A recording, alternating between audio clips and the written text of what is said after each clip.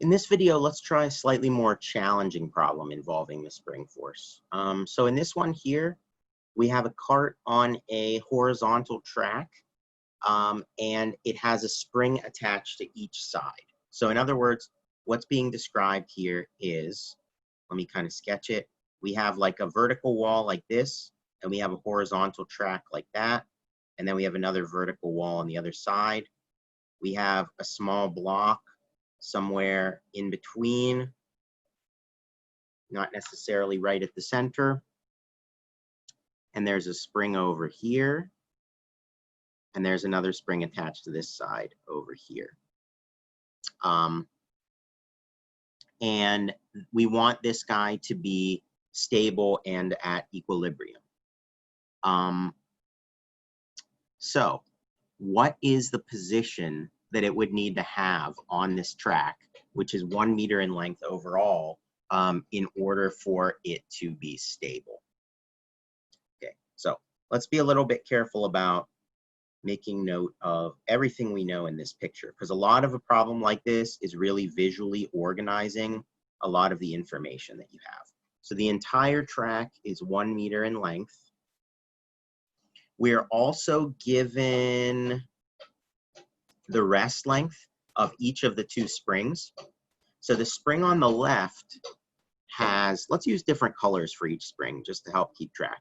So the spring on the left, I'll do in red, has K equals 100 Newton per meter. And its rest length is over here at 10 centimeters. And on the other side, we'll switch to blue. This spring has spring constant 50 newtons per meter and a rest length over here of 5 centimeters. So you can see that both of these springs are presumably stretched out. And we have x vectors, which are going to point, we have a separate x for each of the two springs. We're going to have x for the blue guy is going to look like that. Say call it x2. And for the red guy,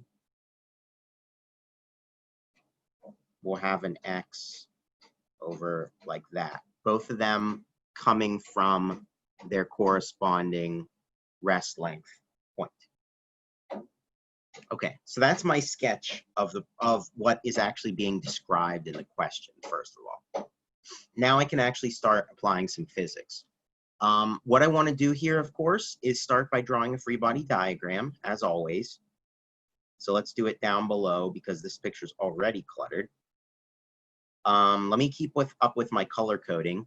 The red spring on the left is stretched out, so the red spring is going to be pulling to the left. So this is going to be, I'm going to drop my units to make this a little bit cleaner. So this is going to be kx, k is 100, and it's going to be x1 because I'm talking about the red spring there. Next up, I have the blue spring.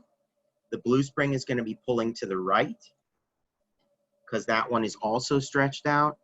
K is going to be 50, and then we're going to have x2. And since this is a horizontal track, those will be the only horizontal forces, gravity, and there will be gravity and normal force in the y direction, but those are not going to influence the answer at all. So you can include them if you want to, but I can see that they're not going to be helpful in solving the problem. So I'm satisfied with just including the horizontal forces. Now we write down an F equals ma equation for the horizontal direction. So it is going to be 50 x2 minus 100 x1 equals 0. And if I just quickly simplify that, that's going to tell me that x2 is double of x1. If I move 100 x1 to the other side of the equation and then divide both sides by 50, then I get x2 equals 2x1. That, of course, is not quite enough information to solve yet. In this case, the other equation I need to solve is actually the geometry of the problem. If I look back at my sketch, I can see that the total length of the track is 1 meter. I haven't used that information yet. So what I'm actually going to have here is 10 centimeters, which is 0.1 meters, plus x1 plus x2 plus 5 centimeters, which is 0.05 meters, has to add up to the total length of the track, which is 1 meter. So this equation here is just a really obvious geometry question, a geometry statement, that if you add up all of the individual lengths, you have to get the total length of the track, because the springs are anchored at both ends and they cover the entire length of the track. So if you add up their lengths, you have to get the total length of the track. So if I simplify this one a little bit, I'll get x1 plus x2 equals, let's move all the constants to the other side, so that would be 0.85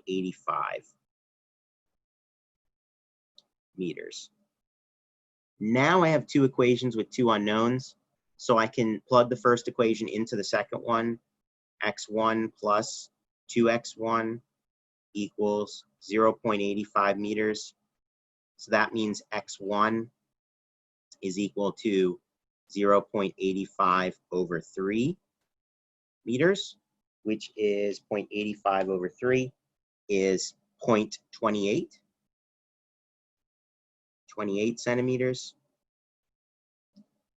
And then if I take that and plug it back in up here, x2 has to be double of x1, so it's going to be that times 2, which is 57. Oh, let's do it all in meters. 0.57 meters. Okay. And then I can just double check here. If I add up, 57 plus 28 is 85, plus the remaining 15 is 1, as expected. So those are my two x values that'll give me the equilibrium condition I'm looking for.